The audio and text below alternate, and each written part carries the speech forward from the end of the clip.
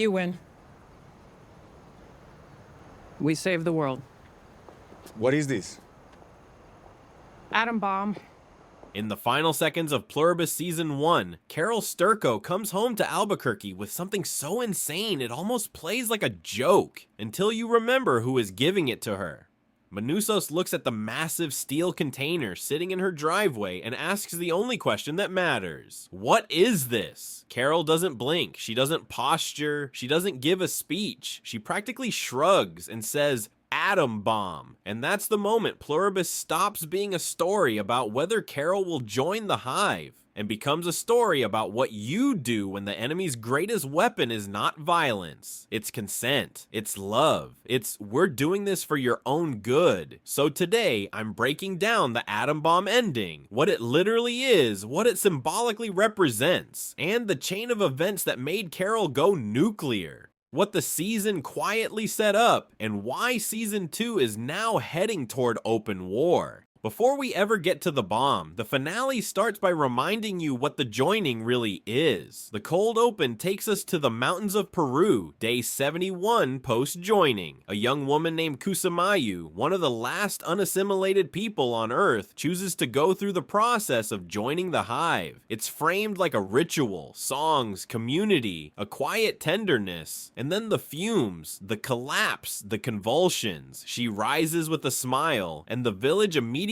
pivots into motion like a single organism. The fire is doused. The group hikes out to merge with the majority. And the detail that hurts the most? A baby goat bleats behind her. Kusamayu doesn't even look back. That's not just world building. That is the show telling you in plain language what assimilation costs. Not your body, not your health, your attachments. The messy, inefficient, irrational bonds that make you you. And it matters because Carol has spent the entire season clinging to exactly those kinds of bonds. Grief, memory, art, jealousy, pettiness, everything the hive claims it can soothe. The finale starts by saying, the hive can take away pain, but it can also take away care. And once you see that, the atom bomb stops being random. It becomes a response to a system that can end your humanity without ever firing a shot. Here's the sick genius of the others in Pluribus. They don't conquer with threats. They conquer with offerings. By the time we reach the finale, we've watched them do the most unsettling thing imaginable. They try to buy Carol's compliance by making her life comfortable, familiar, and full of tailored tenderness. And the season makes a huge point of something. When the hive tells you something, it isn't doing the villain thing where it lies to manipulate you. It tells the truth, then still takes what it wants. That matters because the atom bomb is not a sudden escalation. The show has been planting this seed since episode 3 in a way that's almost darkly comedic. Carol sarcastically requests a hand grenade. They deliver a real one. She pulls the pin. Zosha saves her, throws it out the window, and gets badly injured in the process. And in the aftermath, while Carol is sitting there processing what just happened, the hive effectively admits what their relationship with her really is. Their highest priority is keeping Carol happy enough to stop resisting, because they still can't assimilate her the normal way. Then Carol starts testing the boundaries, bigger weapons, more absurd requests, and when she lands on the ultimate one, an atom bomb, the hive hesitates, but admits that yes, if she wanted it, they would provide access to it. So the finale isn't inventing a bomb out of nowhere. It's paying off a promise that was never meant to make you excited. It was meant to make you uneasy, because it reveals the hive's core flaw. It treats desire like a menu item, as if grief and vengeance and despair are just another preference setting. And Carol, being Carol, stores that knowledge away like a match in a pocket.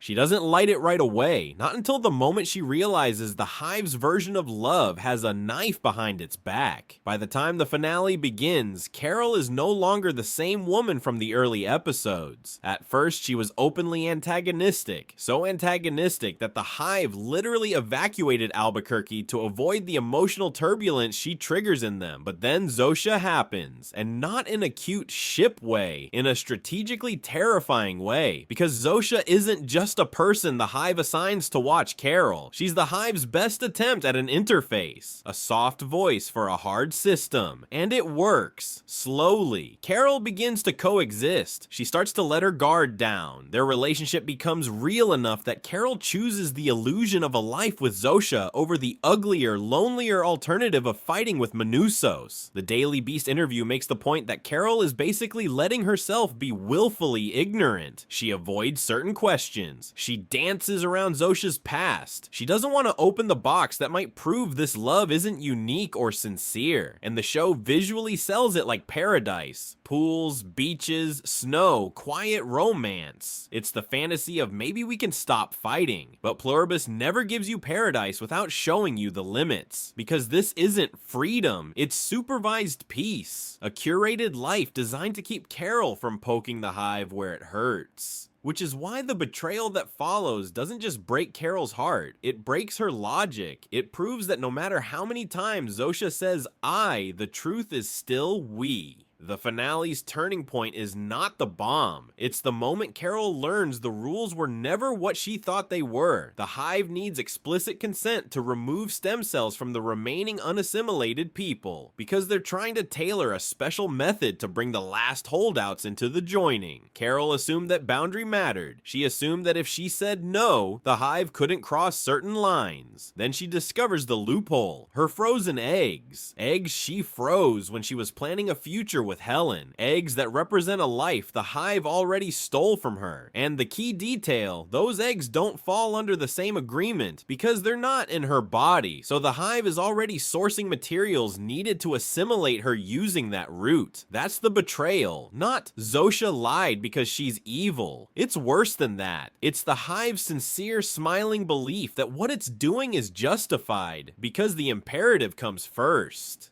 So now Carol understands the trap. The hive doesn't need your permission in the way you think. It can simply redefine the boundaries until consent becomes a technicality. And once Carol sees that, the romance stops being a romance. It becomes a holding pattern, a sedative, a distraction that ends the moment the hive has a functional way to take her autonomy permanently. So Carol leaves. And when she returns to Albuquerque, the reunion with Manosos is not triumphant. It's tense. Awkward, two stubborn people trying to align while barely able to communicate cleanly, even relying on translation to get through the friction, because Carol doesn't return as the same save-the-world fanatic Manusos expects.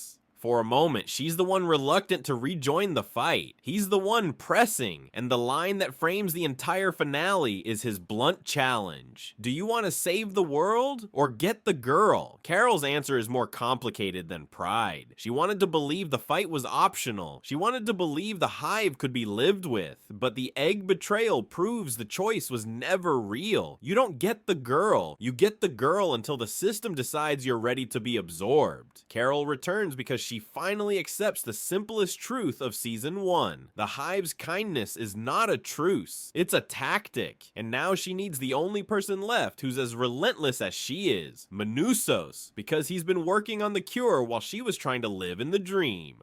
Now we arrive at the container, the bomb, the moment everyone is going to clip and repost. Carol walks up her driveway. Manosos asks what the massive steel crate is. Atom bomb. To understand why this is possible, you have to connect two facts the show has made very clear. 1. The hive prioritizes keeping Carol happy enough to remain stable because her emotional volatility physically harms them, and because she's one of the few they still can't fully assimilate by standard means. 2. The hive has already proven it will fulfill absurd, dangerous requests, even delivering a real grenade, because it struggles to process the difference between a desire and a threat when the mission is appeasement. Episode 3 didn't just foreshadow a bomb as a gag, it established a horrifying rule. If Carol asks for something, the hive will move heaven and earth to provide it, even if it makes them uncomfortable. Carol's bomb is not a magic prop, it's Carol exploiting the hive's own logic, the same way the hive exploited hers. They used a technicality to bypass her consent. She uses a technicality to bypass their peace. And notice the tone of the ending, which makes it even scarier. Carol doesn't look like a supervillain. She looks exhausted. She looks like someone who has reached the end of every polite option. The show doesn't tell us what Carol will do with it. Even Rhea Seehorn has said she doesn't know where the writers are taking the bomb yet. But the finale does support 3 grounded interpretations based on what we've seen Carol become and what the hive actually is. Number 1, the bomb as deterrent. Carol may not intend to use it immediately. She may intend to prove something to the hive. You can't safely manage me anymore. If the hive's plan has always been keep Carol comfortable until we can absorb her, the bomb tells them comfort is no longer enough. Number 2, the bomb as leverage against a system that can't lie. If the hive can't lie and must respond honestly, then a bomb becomes the ultimate bargaining chip. The show has already established how far the hive goes to placate Carol. The bomb escalates that into geopolitical level leverage. Number 3, the bomb as Carol choosing messy humanity over perfect peace. This is the darkest one, and the most thematically consistent. The hive created peace by removing the very things that lead to conflict: scarcity, selfishness, negative emotion. Carol's bomb is a reintroduction of human consequence, a reminder that humanity's greatest danger has always been humanity. The all-too-human threat of nuclear destruction returning in a world that thought it had transcended violence. So the atom bomb ending isn't just a cliffhanger, it's a statement. Carol tried the soft path. She tried love, she tried coexistence, and the hive answered by reaching past her boundaries and treating her future like raw material. So Carol does what the hive never expected from its happy outlier. She stops asking for permission. She comes home with the one object that forces the hive to confront a concept it can't metabolize: consequences. And if season 1 was the slow infection, season 2 is going to be the fever.